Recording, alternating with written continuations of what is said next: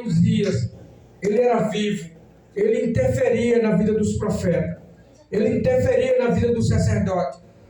A Bíblia diz que chegou uma época que ele se interferiu tanto na vida dos profetas, na vida do sacerdote, que ele agora começou a mexer onde ele não deveria mexer. Esse é o problema de muita gente, que às vezes quer mexer onde não deve mexer, quer mexer na unção de alguém, quer mexer no servo de Deus, uma serva de Deus, onde não pode mexer e paga o preço. E a Bíblia diz que ele começa agora a querer, a tomar o trabalho que não era cabível a ele, que era o trabalho só para os sacerdotes.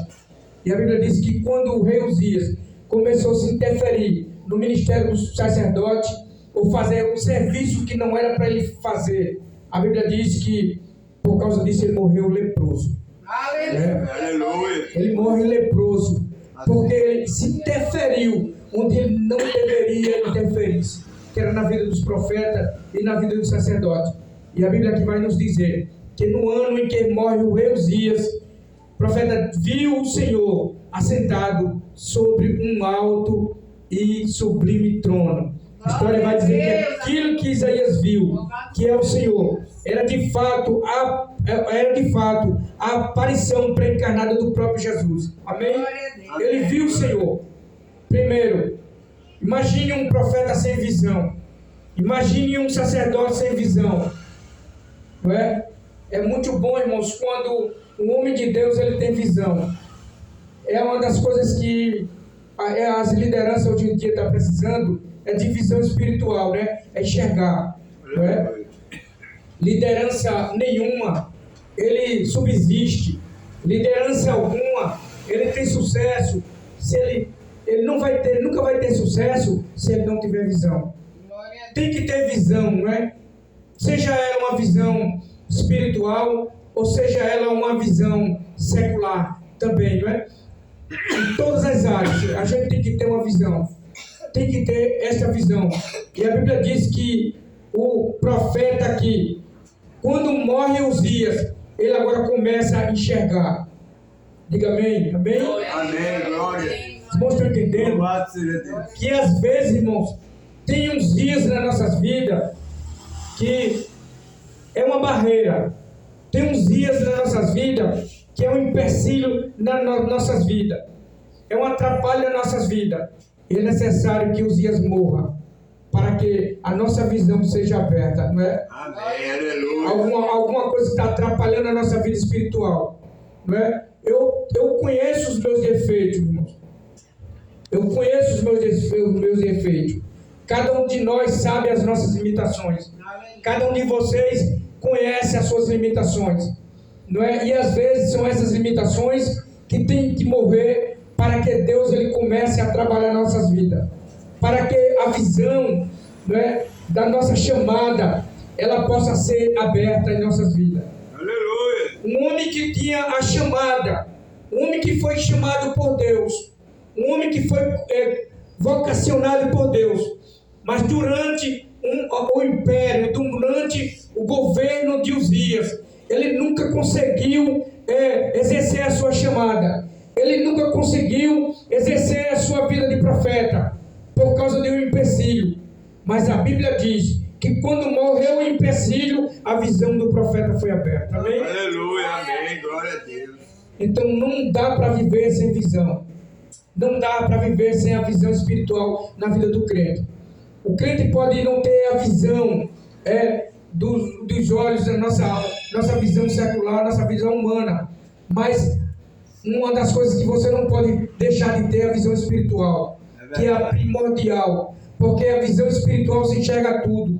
A visão espiritual, nós enxergamos coisas, não é? Nós enxergamos algo que o ser humano, a visão humana não pode chegar, mas a visão espiritual é a única que nós não podemos perder. E se foi uma das melhores visões, né, que Isaías estava perdendo, foi a visão espiritual. E nós não podemos perder.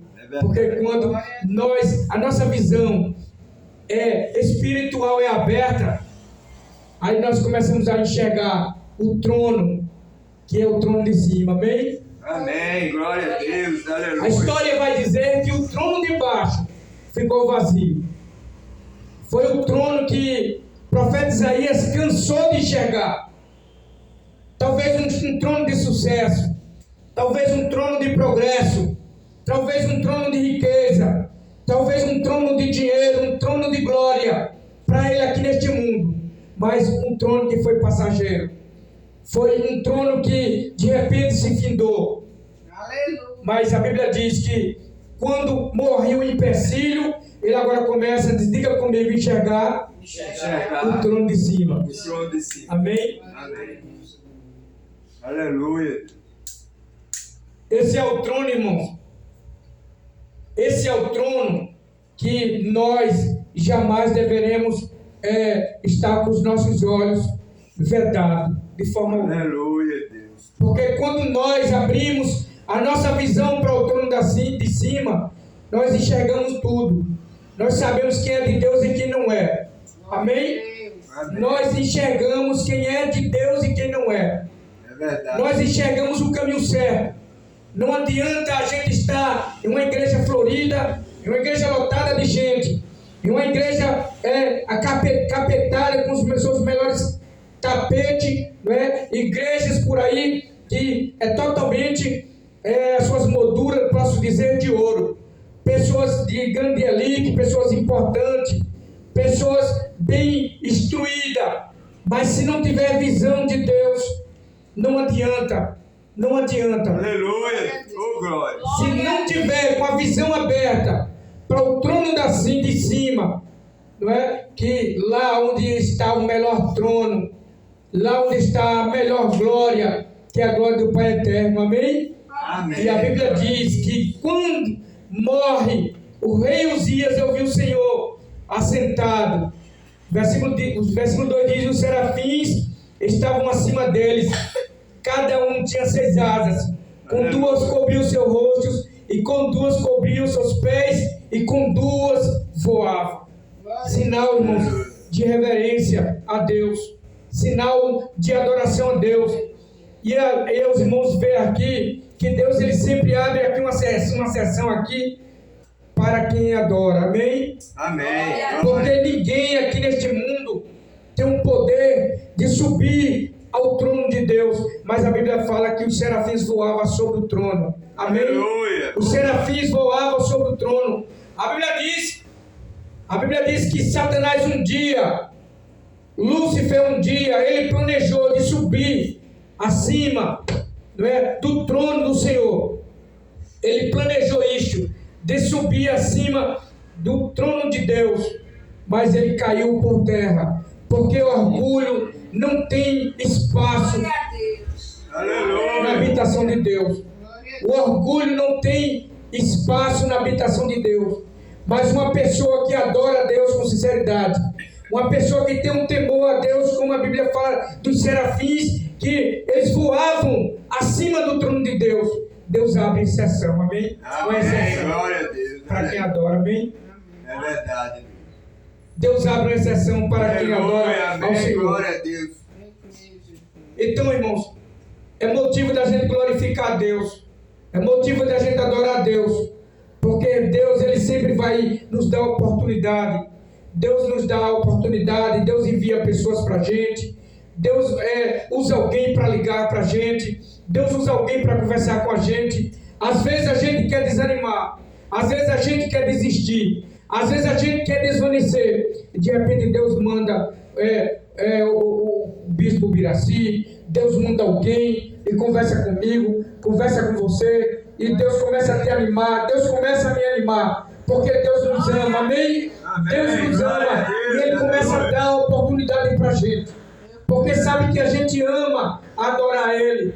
Deus sabe que a gente não trabalha com orgulho. Deus sabe que a gente não trabalha com um coração orgulhoso, com um coração ambicioso, com um coração maldoso, mas com amor. É isso que Deus quer. Aleluia.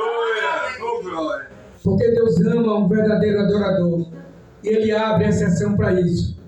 E a Bíblia nos mostra que Isaías começa a enxergar a luz do trono. E aqui ele aprendeu que ele era um leproso mortal e que o seu povo era um povo leproso mortal e que o próprio rei